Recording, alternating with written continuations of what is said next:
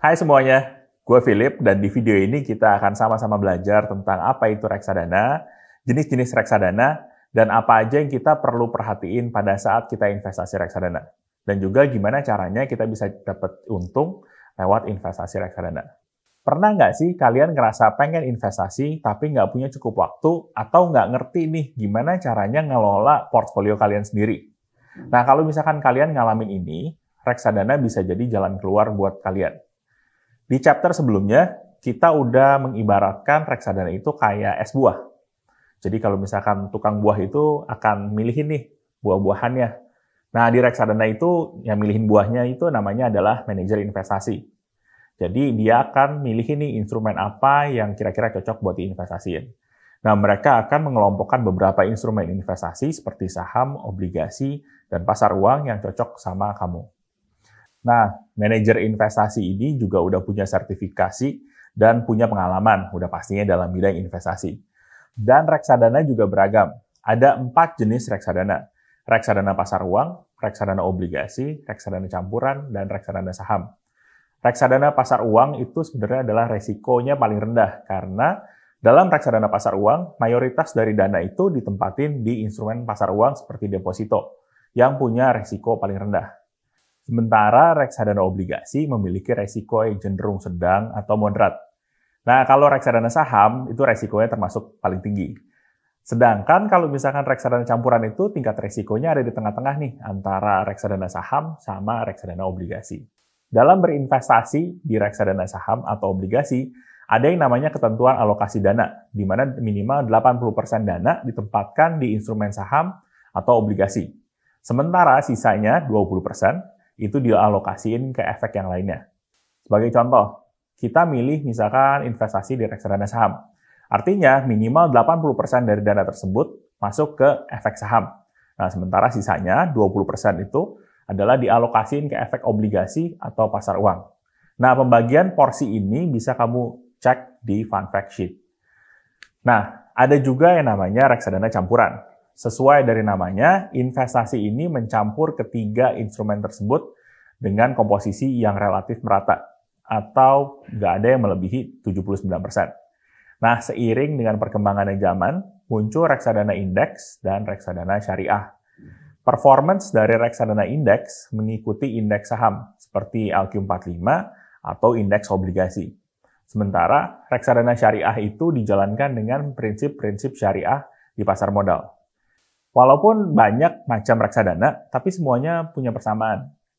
Yang persamaan nomor 1, dikelola oleh manajer investasi yang profesional. Yang kedua, memiliki modal investasi yang lebih kecil dibanding instrumen investasi lainnya. Yang ketiga, udah diversifikasi berdasarkan karakteristik dari investor. Nah, di sisi lain juga ada biaya manajemen yang beragam antar manajer investasi.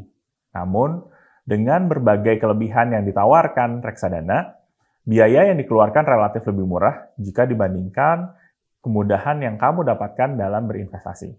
Sebagai investor reksadana, sebenarnya kamu juga harus paham beberapa istilah penting dalam menganalisa sebuah reksadana. AUM, atau Asset Under Management. Ini merupakan total keseluruhan dana yang investor investasikan dalam reksadana. Jadi semakin besar jumlah dana yang dikelola manajer investasi, hal ini bisa menjadikan indikator tingginya kepercayaan masyarakat. Selanjutnya, mungkin kamu pernah dengar istilah NAB atau NAV. Nah, istilah ini merujuk pada harga reksadana per unitnya. Jadi bisa dibilang ketika NAV itu naik 10%, investor memiliki potensi keuntungan 10%. Nah, ada juga aspek lain yang penting untuk melihat performance dari reksadana tersebut.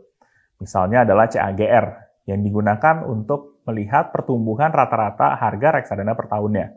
Ada juga expense ratio. Expense ratio itu adalah gimana caranya kita ngukur biaya operasional reksadana atas suatu penyertaan dalam jangka waktu 1 tahun terakhir. Nah, semakin kecil expense ratio-nya, berarti bisa dibilang kalau misalkan itu semakin efisien. Nah, selain dari istilah-istilah yang tadi, sebenarnya ada beberapa aspek juga yang kita harus perhatiin waktu kita beli reksadana. Nah, contohnya adalah max drawdown, terus alokasi aset, top holdings, prospektus, dan yang terakhir mungkin fund fact sheet. Nah, ini kita semua akan bahas satu persatu. Ada resiko dalam berinvestasi. Nah, tingkat max drawdown ini merupakan indikator resiko performance dari sebuah reksadana. Gampangnya gini, kalau kamu nemuin satu reksadana dengan tingkat max drawdown, let's say 5% dalam setahun, itu artinya harga reksadana itu udah pernah jatuh dari titik paling tingginya sebesar 5%. Yang kedua, alokasi aset. Nah, reksadana ini kan merupakan produk bundling dari berbagai macam instrumen investasi. Nah, maka kamu perlu menyesuaikan jenis reksadana yang kamu mau beli dari profil risiko kamu.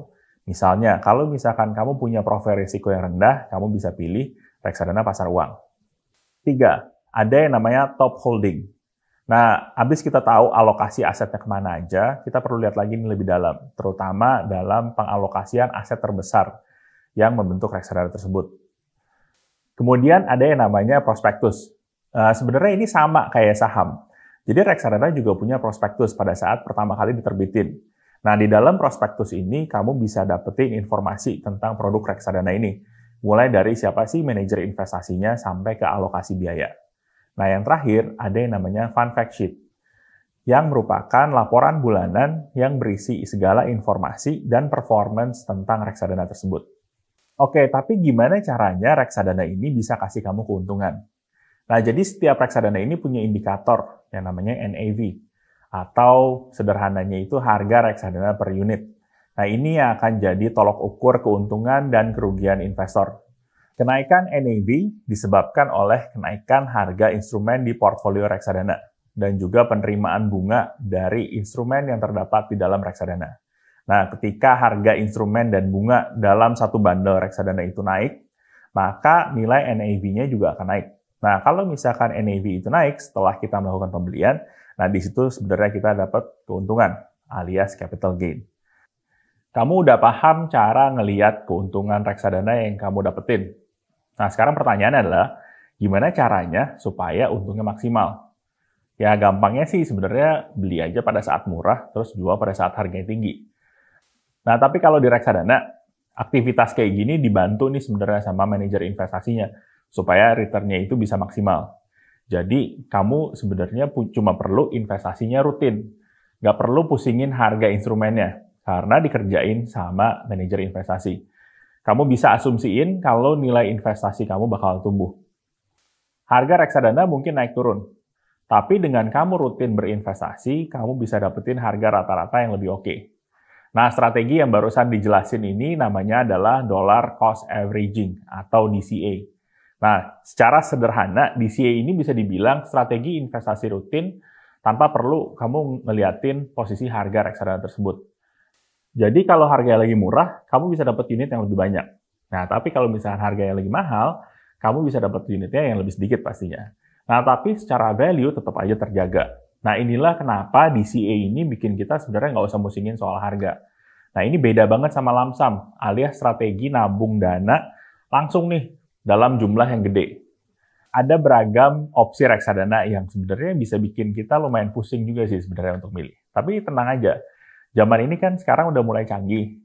Sekarang ada teknologi yang namanya robo-advisor yang akan bisa bantu kamu, para investor, untuk ngealokasiin investasi reksadana kamu ke berbagai instrumen.